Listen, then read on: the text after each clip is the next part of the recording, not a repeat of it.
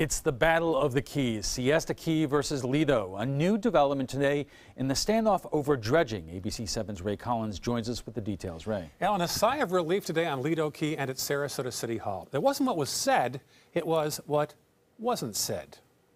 Millions and millions of dollars of damage, many, many weeks, if not months, of inconvenience and rendering homes uninhabitable. Sarasota City Manager Tom Barwin isn't holding back when he tells the county commissioners what could happen if more sand isn't added to Lido Key and fast. He says one more storm like this one a few months ago could have serious consequences.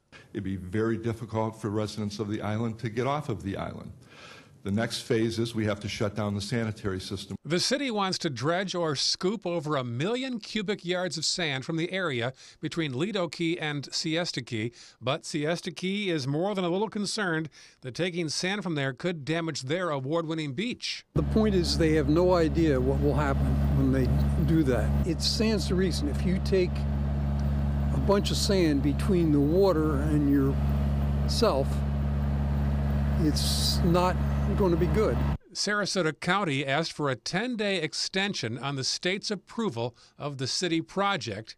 So that's why it was expected today was the day the county would discuss getting involved in the legal fight to stop the project, along with some citizens groups. And with tension high in the room and pro and con forces listening closely, former state senator turned county commissioner Nancy Dietert asked a question many didn't see coming. Citizens present are our partners, not our enemies, so it's not us against you or that side against that side. Hopefully, we're all in this together to protect the paradise that we get to live in. But my question for our board attorney is, what power do we really have as county commissioners over a decision made by the city of Sarasota as to who they chose to do beach renourishment within their city? I mean, legally, we can't override that decision, can we?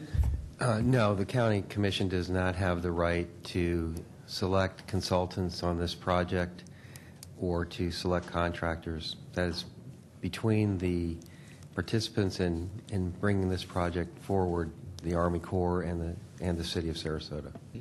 So I think the public needs to understand what we can legally do or not do as county commissioners. And after that, the moment passed where many thought the county would discuss getting involved in that legal fight. In this exclusive interview afterwards, the county commission chairman took one more step away from fighting the city.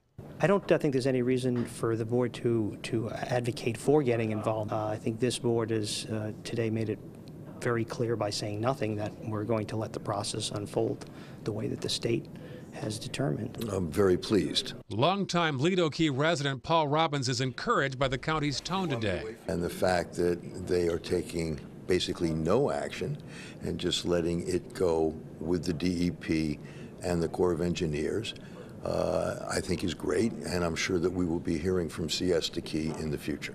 He's right. We talked to Peter Van Rokens late today on the telephone. He said they plan to legally fight the project and that Van Roken says he's disappointed but not surprised at the county's stance. Meantime, city engineer Alex Davis Shaw says the other battle the city is facing is getting millions of dollars in federal funding for the dredging project. But she thinks the timing could be good in light of the incoming Trump administration. It's my understanding that infrastructure is going to be important upcoming, so that gives us a better chance of getting funding for some of these projects. So I am optimistic that that will be helpful. How's the situation out there now? The last couple of days with the surge and everything else, we just keep losing more, and we're just hoping that there is nothing bad that is going to happen between now and 2018. I guess the best way to put it is if we get a bad storm, we don't have enough beach to protect us, and you'll start to see buildings and infrastructure damage, and it could be a lot of money, and then everybody's going to be sitting and saying, well, why didn't we do something earlier when it was a reasonable amount of money?